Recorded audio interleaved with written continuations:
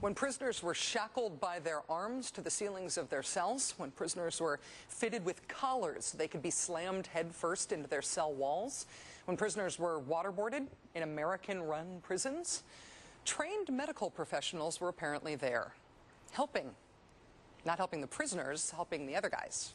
We've now got the full, previously strictly confidential Red Cross report on what happened at the CIA's secret prisons. Even just reading the subheadings, the chapter titles, can make you feel like it is impossible that you are reading about your own country. Things like suffocation by water beatings, suffocation by water, beatings by use of a collar, beating and kicking, confinement in a box, prolonged nudity, sleep deprivation, use of loud music, exposure to cold, deprivation of solid food. American-run prison. In the report, the Red Cross tells the U.S. government that its entire black site prison program is against international law. They advise that the U.S. should investigate all allegations of ill treatment and take steps to punish the perpetrators.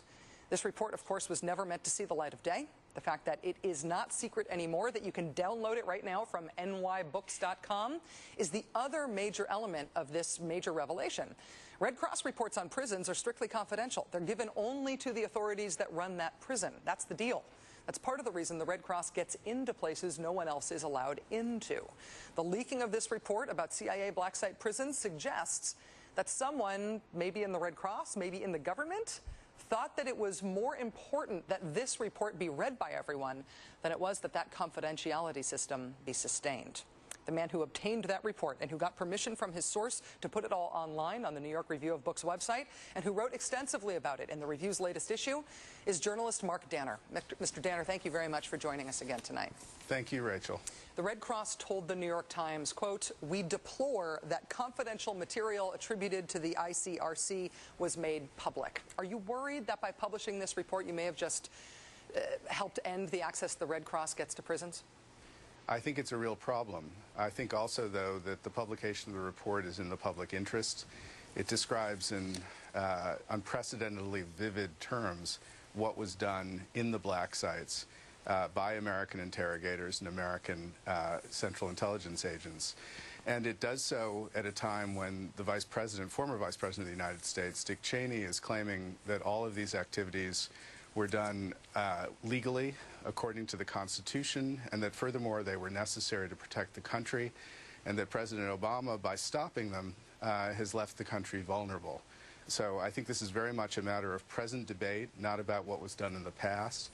And I think it's very much in the public interest that Americans have a chance to read first-person accounts of exactly what was done in these prisons by Americans to detainees under their control. And they can now do that by simply looking at the report at www.nybooks.com, reading it for themselves. It's 40 pages, written in very clear language, easy to read, and I urge them to just have a look at it, read it for themselves. Mark, the Red Cross in the report says that what medical personnel did in participating in these techniques, they describe it as a gross breach of medical ethics. Do we know if these were doctors? Do we know if they were they military medics? Were they CIA employees? Do we know? Well, according to the Red Cross, they were doctors. These doctors appear in the accounts of the detainees. One of them is putting a clip on the finger of one detainee before he's waterboarded, so his heart rate and vital signs can be monitored. So when he is suffocated by water, in the Red Cross phrase, it can be, one can keep track and make sure he isn't killed by that procedure. Another doctor is shown examining the single leg of a detainee who lost a leg in Afghanistan, who's being subjected to forced standing. His hands are manacled above his head to the ceiling. His feet are manacled, or his foot, I should say, is manacled to the floor, and he's left in that position for days at a time. And a doctor appears with a tape measure to measure his remaining leg to see the degree of swelling in the leg brought about by the forced standing. So doctors appear several times in the report. We don't know their identities. We only know that they're participating in these procedures. And the Red Cross makes a judgment about whether or not this is a breach of medical ethics, and they say very affirmatively that it is. Mark, of course, the thing that we're running up against again and again and again and again is the question of accountability. And the issue of medical personnel raises the prospect that maybe one form of accountability might be the medical profession bringing accountability on its own members for having participated in this, much in the same way that the prosecutor who brought charges against Bush administration lawyers in Spain says that is a lawyers going after lawyers prosecution in order to stand up for the integrity of their profession. Do you see any hope that that might be a way in to get some accountability here? Well, I think there are a lot of areas where one can seek accountability. You just pointed to two, the legal and the medical professions. I think for the society as a whole, and this is what I argue in my New York Review piece, I think it's enormously important that we have a societally agreed on investigation undertaken by people who can speak with authoritative voices that will show not only what was done, but whether or not real intelligence vital to the country was gained by the use of these techniques. Because the former president and the former vice president claim that these particular procedures, which the Red Cross calls torture, unequivocally, were necessary to protecting the country. The current president believes that they were not, and that security and the country's ideals can coexist together. It seems to me absolutely vital, a vital matter of our politics and our existence as citizens, that we determine whether or not it's true, as the former Vice President Cheney says, that torture was necessary to protect the country, and that the current president, in refusing to torture, has left the country vulnerable. And I think that kind of investigation with that kind of authority is absolutely necessary to us as citizens and as Americans. Journalist Mark Danner, also author of the book Torture and Truth, America, Abu Ghraib, and the War on Terror. Mark has done some of the most important reporting we've got on this topic. Mark, thank you very much for your time tonight. Thank you for your continued reporting on this. Why is the Obama administration conflicted about releasing these documents? Well, it's actually a hugely consequential decision.